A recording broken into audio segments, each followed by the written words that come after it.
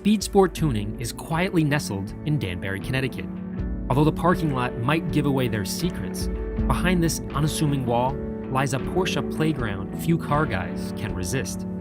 Street cars, full-blown race cars, and an engine department where every part is assembled by hand and even fabricated on vintage and rare Porsches where some parts don't even exist anymore. Now, last year, I decided to rebuild my Porsche 964 from the stock 3.6 liter to a bigger 3.8 liter with Spencer Cox, the founder of Speed Sport Tuning. Spencer's been building, fixing, and racing cars since he was a kid.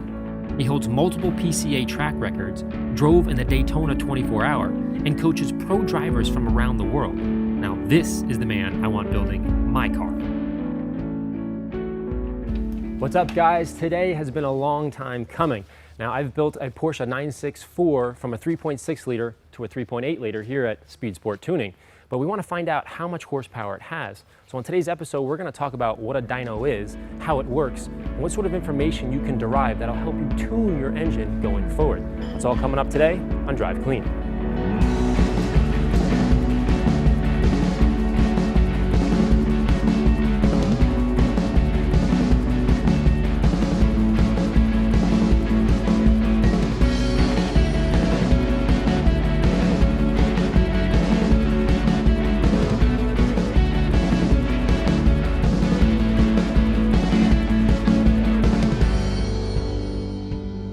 All right, Spencer, today is a big day. Well, we're going to get the car prepped before we bring it to the dyno, because once you run a car at the paces that we're going to be putting it through, you got to make sure the axles are tight, fluids are full, and it's ready to go. We're sort of mimiking a track day, so to speak, right? It's pretty rigorous. It really beats on the car a lot. You take it right to red line. We'll probably be doing 15, maybe 20 pulls just to get a good baseline on your AFR, which is your air-fuel ratio, to know what the mixture is. And we're going to find out how well this motor performs, what kind of torque we're putting out. We developed this engine exactly for your needs, everyday driver, and a fun beast at the track. Yeah, so 3.6 to a 3.8, so... We put cams in it and software. You know, we didn't go crazy. We didn't do any head work. I want to be able to drive it every day, you know. Well, it's starting in cold. It'll start in hot weather, and take it to the grocery store if need be. So some of the things that we need to check before we go to the dyno? Well, fresh oil, good, good oil. Gear oil is very important. On your four-wheel drive, we already checked the front differential oil, check the axles, make sure they're tight and in good shape. Obviously, torque the wheels and check the pressures, because also having the wrong pressure can change the dyno graph itself by more drag. So we're probably going to do a parasitic draw to find out what your driveline loss is. But on a Mustang dyno, we see on this car, an early car, we see almost 20% driveline loss. So we're going to use that as a multiplier for whatever we get at the wheels. Okay. All right. So let's head on out there. I'm excited for this. Yeah, the car's going to run good. It's been fun all summer, and now we're going to find out what it's actually been doing for you as far as paperwork. Then we'll go over your graph. We'll find out your torque, your horsepower, where it starts to fall off, and most importantly for me is the AFR, so I know that you're not running rich or lean, which could damage the motor. Yeah, so basically tuning the engine as we go forward. We'll have we'll have the script in front of us. Yeah, we can have a new chip made if we're not happy with the results. Really? The chip we have in here is well known for this package that I put together, and I'm confident that it'll be pretty close. I'm excited. Let's go do it. There you go. All right.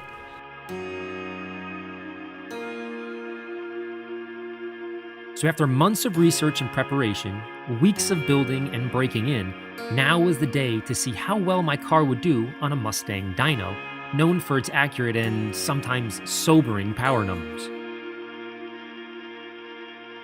Although I wanted a 100% street legal car so I could drive it anytime, any place, and in any condition, I sort of wanted to push the envelope and build a car on the very edge of street legal comforts, while at the same time kind of being a badass race car. So my heart was in my throat. Now, as much as we'd all like to deny it, horsepower seems to be the measurement of one's manhood, and I couldn't escape that mental pressure, as a year of work was riding on today's outcome.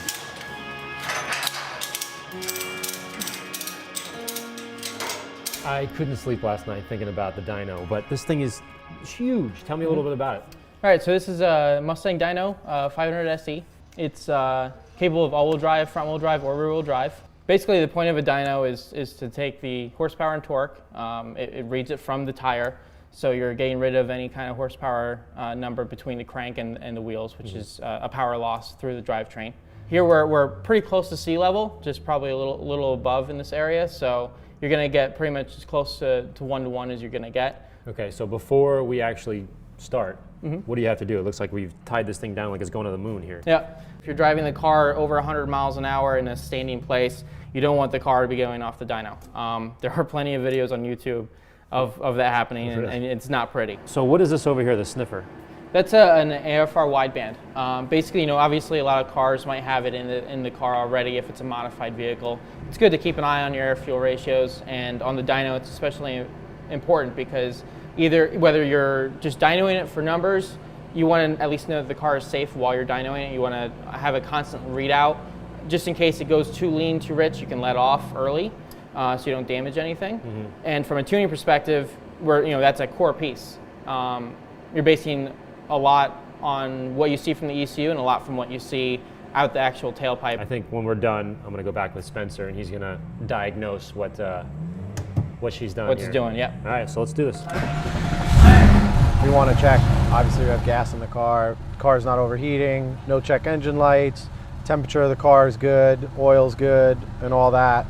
And then we're going to go ahead and calibrate the dyno to this particular car.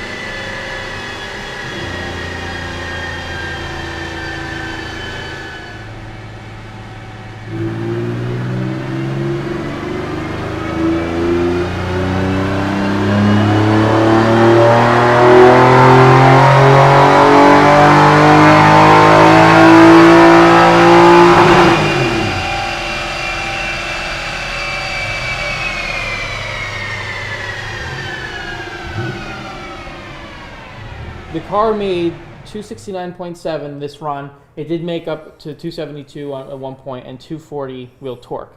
This is measured at the wheels. This is completely unsmoothened. So what happens is basically the dyno is taking a graph while you're dynoing. Any given moment, it's collecting data. It's an old car. It's not a perfect rocket science when it comes to tuning. So it does tend to go up and down a bit, more so than you would with a typical, newer age car. You have to smoothen it at any level you want, but 99 is the highest. Once you smoothen it, it's much easier to look at the graph, but because you're getting rid of the crest and the troughs, you are dropping power down to 252 at the wheels and 220.8 torque. Now what we're going to do is we're actually going to take this dyno sheet and we're going to send it to the guy that burns the chip.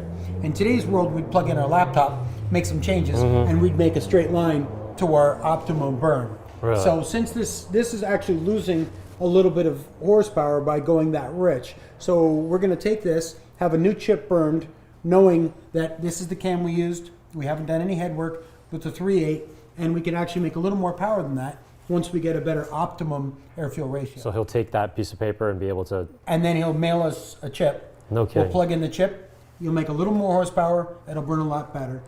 At steady state, which would be on a highway in fifth gear, you're running at about 14.5, which is great for fuel economy, best burn. The government likes it, and so That's exactly what I asked you to build too, by the way. Well, that's your street car.